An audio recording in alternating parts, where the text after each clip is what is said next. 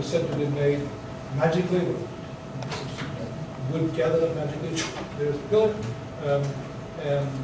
For many years, I think probably I haven't been there for some time, but people would come and instead of basically praying towards Mecca, towards the mihrab, would actually pray for pillars, which were thought to have magical powers. In fact, at an early stage of Order Baru, when all this religious issues were very, very intense, the keepers of the mosque actually put up big tin walls around the pillars. They're still there. Are they still there? Yeah, you can't touch the actual pillar. Yeah, you can stop people praying. Sorry. And outside, these are the graves of the sultans at the bottom. Can we go back to the three-tiered roof? Yeah. I just want to ask, at the standard story of the guy in Kraton, in Jogja, is that, no, in Jogja, is that the three roofs stand for Brahman, Shiva, Vishnu.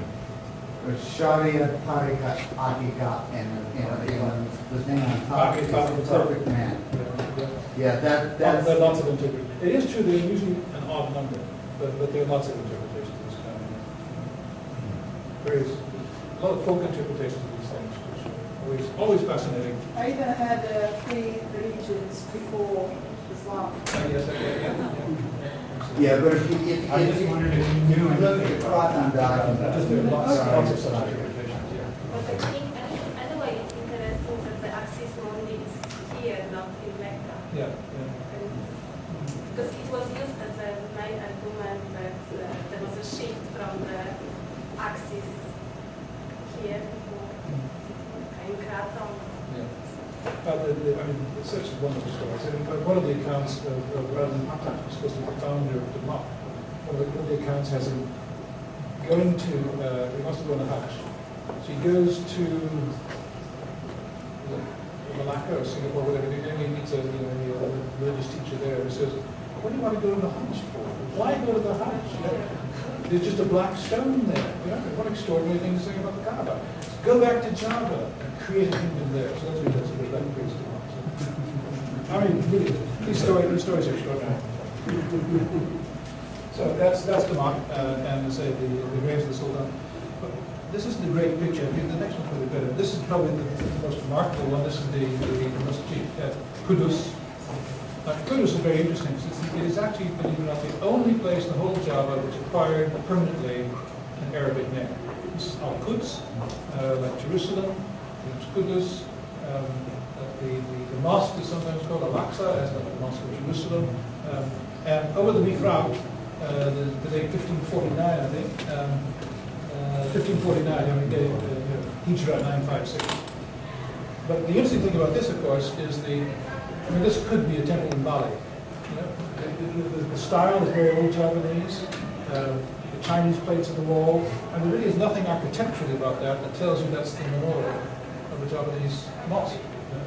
And also, you also find, I have a photo here, you also find the Candi Bendak, the typical old Javanese style of doorway. And this is actually one of the old bas-reliefs from the mosque at Mantingan near Jepara, again a mid-16th century mosque. The mosque itself was demolished, but some of the carvings were found were kept. And you notice here again, here's the Candi Bendak. There's a pool here. Again, it's straight out of old Japanese temple decoration.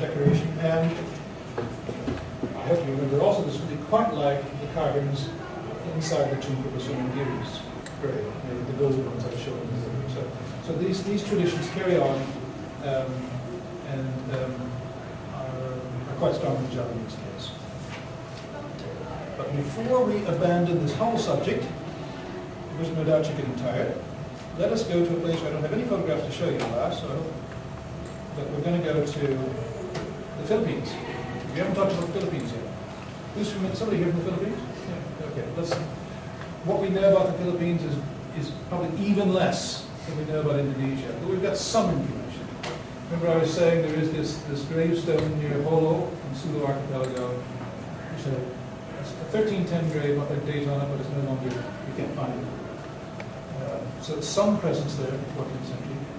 Then in 1417, we have a reference from the Ming dynastic history. And it says in the year 1417, the eastern king, we think from Polo, Paduka Pahala, the western king, Mahalachur, which is certainly Maharaja, and the king of the mountain of Kalabating, which is probably Kinabatangan in North Borneo, called Paduka Prabhu, brought their families and their chiefs to carry tribute to the Chinese court. They brought a letter of gold with characters engraved on it, offered pearls, precious stones, tortoise shells, and they were treated like those of Malacca. Well, that's the important thing. The protocol that the Chinese court observed for this mission is the protocol they observed for the missions which came quite regularly from Malacca.